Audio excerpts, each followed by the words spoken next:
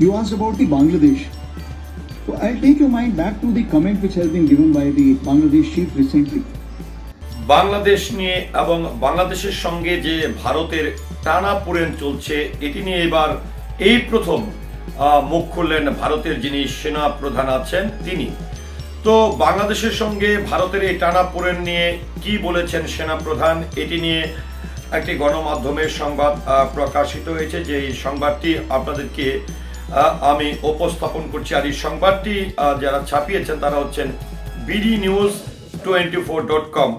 আর এই সংবাদটি প্রকাশিত হয়েছে 12 জানুয়ারি 2025-এ। তো এই বাংলাদেশের সঙ্গে ভারতের কিন্তু বেশ কয়েক মাস ধরে কিন্তু টানাপোড়েন যাচ্ছে, যেরকমটা সংখ্যালঘুদের নিয়ে, আবার ভারত বাংলাদেশ সীমানা নিয়ে, সবকিছু মিলিয়ে কিন্তু বাংলাদেশের সঙ্গে ভারতের সম্পর্ক কোনোভাবেই ভালো যাচ্ছে না। তো এই সম্পর্কে টানাপোড়েনের মধ্যে কিন্তু এর আগে বা ইতিপূর্বে কিন্তু আমরা দেখিনি যে বাংলাদেশের সম্পর্ক বা বাংলাদেশের সঙ্গে ভারতের এই অবস্থান নিয়ে সেনাপ্রধান কথা বলতে। তো এবার বাংলাদেশের সঙ্গে ভারতের যে টানাপোড়েনটি চলছে এটি নিয়ে মুখ খুলেছেন ভারতের সেনাপ্রধান। আর এটি নিয়ে যে সংবাদটি প্রকাশিত হয়েছে সেখানে আসলে সেনাপ্রধানের বক্তব্যটি কি প্রকাশিত হয়েছে চলুন আমরা বিস্তারিত জেনে নিই। তিনি বলেছেন, দুই দেশের সেনাবাহিনী পর্যায়ে সম্পর্কের কোনো সমস্যা নেই, আর রাষ্ট্রীয় সম্পর্কের বিষয়ে আলোচনা করা যাবে তখনই যখন নির্বাচিত সরকার হবে। প্রতিবেশী হিসাবে সুসম্পর্ক বজায় রাখার ওপর গুরুত্ব দিয়ে ভারতের সেনাবাহিনীর প্রধান জেনারেল উপেন্দ্র দ্বিবেদী বলেছেন, এই সম্পর্কের বিদ্বেষ কোনো পক্ষের জন্যই ভালো ফল আনবে না। সোমবার ভারতীয় সেনাবাহিনী বার্ষিক সংবাদ সম্মেলনে এক প্রশ্নের জবাবে তিনি বলেন, দুই দেশের সেনাবাহিনী পর্যায়ে সম্পর্কের কোনো সমস্যা নেই, আর রাষ্ট্রীয় সম্পর্কের বিষয়ে আলোচনা করা যাবে তখনই যখন নির্বাচিত সরকার থাকবে। গত আগস্টে বাংলাদেশ ছাত্র জনতা অভ্যুত্থানে আওয়ামী লীগের 15 বছরের শাসন অবসানের পর থেকেই ভারতের সঙ্গে সম্পর্কের টানাপোড়েন চলছে। সম্প্রতি বাংলাদেশের কয়েকটি সীমান্তে ভারতের কাঁটাতারের বেড়া দেওয়ার চেষ্টা নিয়ে উত্তেজনা আরো বেড়েছে।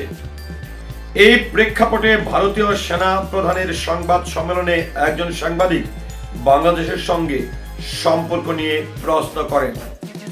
জবাবে বাংলাদেশের সেনা প্রধানের বক্তব্য মনে করিয়ে দিয়ে জেনারেল দ্বিবেদী বলেন, তিনি বলেছেন, কৌশলগত কারণে ভারত আমাদের জন্য গুরুত্বপূর্ণ। আমাদের দিক দিয়ে বিষয়টি একই, কৌশলগত কারণে বাংলাদেশ আমাদের জন্য গুরুত্বপূর্ণ। দুই দেশের সীমান্তের কথা বলতে গিয়ে মানচিত্রে ভারতের পাশে বাংলাদেশের ক্ষুদ্র অবস্থানের কথা তুলে ধরেন ভারতীয় সেনা প্রধান।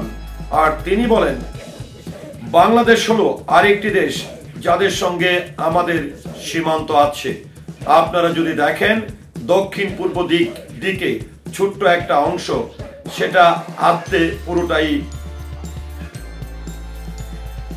তিনি বলেন, বাংলাদেশ হলো আরেকটি দেশ যাদের সঙ্গে আমাদের সীমান্ত আছে।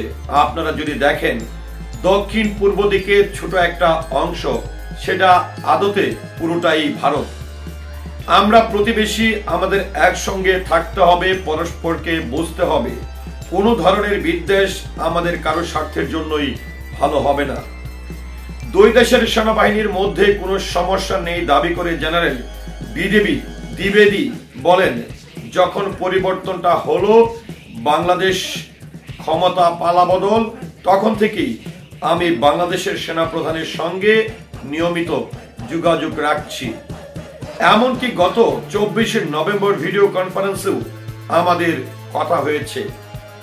বাহিনীর মধ্যে সহযোগিতার বিষয়ে যদি বলতে হয়, সেটা আগের মতোই চলছে। আমাদের অফিসাররা সেখানে এনডিসিসিতে যোগ দিয়েছেন, ওই পক্ষ থেকেও কোনো সমস্যা নেই।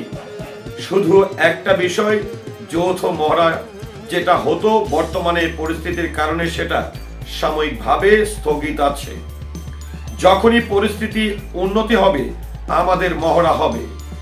ভারতের সেনাপ্রধান আরো বলেন, এখন যদি দুই দেশের সম্পর্ক নিয়ে বলতে হয়, সম্পর্কের কথা আমরা তখনই বলতে পারি যখন একটি নির্বাচিত সরকার থাকবে। সেনাবাহিনীর পর্যায়ে দুই দেশের সম্পর্ক ভালো এবং একদম ঠিক আছে। তো ভিউয়ার্স, একটি বিষয় যেটি কিন্তু ওনার বক্তব্যে অর্থাৎ ভারতীয় সেনা প্রধানের বক্তব্যে যেটি বোঝা যাচ্ছে যে বাংলাদেশের সঙ্গে ভারতের যে আসলে সম্পর্কটি রয়েছে, এই সম্পর্কের জায়গায় তাদের বাহিনী যেটি পারস্পরিক সম্পর্ক যেটি সেনাবাহিনী বাংলাদেশের সেনাবাহিনীর সঙ্গে ভারতের সেনাবাহিনীর যে সুসম্পর্কটি, এটি তিনি দাবি করেছেন যে পূর্বের মতোই আছে। আবার মহড়ার বিষয়টিও কিন্তু এখানে একটি কথা বলা হয়েছে, যেটি আমরা কিন্তু অনেকেই জানতাম না, যে ভারতের সঙ্গে বাংলাদেশের যে মহড়াটি হতো যৌথভাবে, সেই মহড়াও কিন্তু স্থগিত আছে। কারণ এই বাংলাদেশের সঙ্গে যে টানাপোড়েন, এটি কিন্তু স্থগিতের মধ্য দিয়েও কিন্তু, বা এই যে সেনাপ্রধান মহোদয় যে কথাটি বলেছেন, এটি দিয়েও কিন্তু স্পষ্ট। আরেকটি বিষয় হচ্ছে যে বাংলাদেশের সঙ্গে ভারতের সুসম্পর্ক আলোচনা পর্যালোচনার যে বিষয়টি তিনি যেটি ব্যাখ্যা দিয়েছেন, আসলে বর্তমানে অন্তর্বর্তীকালীন সরকার বাংলাদেশের দায়িত্ব পালন করছেন।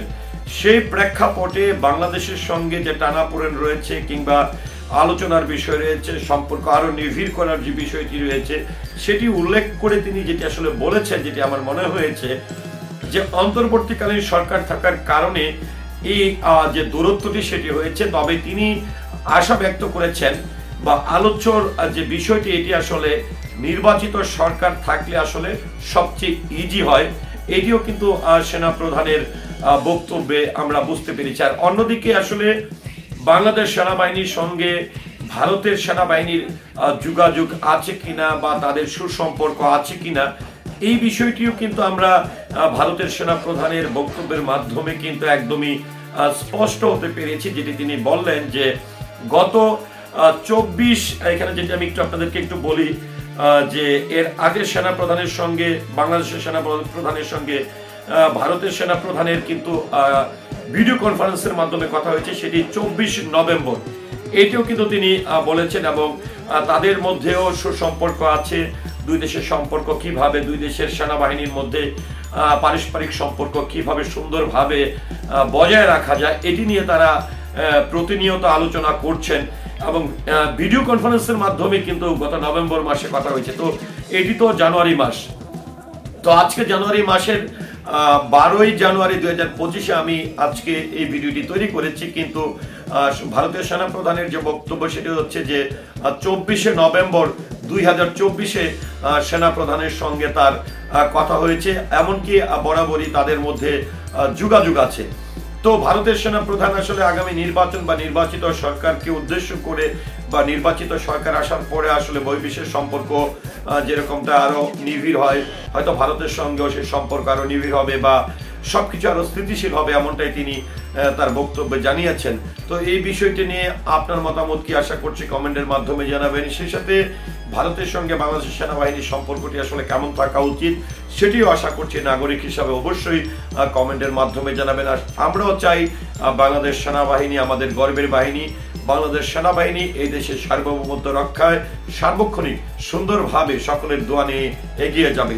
ধন্যবাদ সবাইকে। আসসালামু আলাইকুম।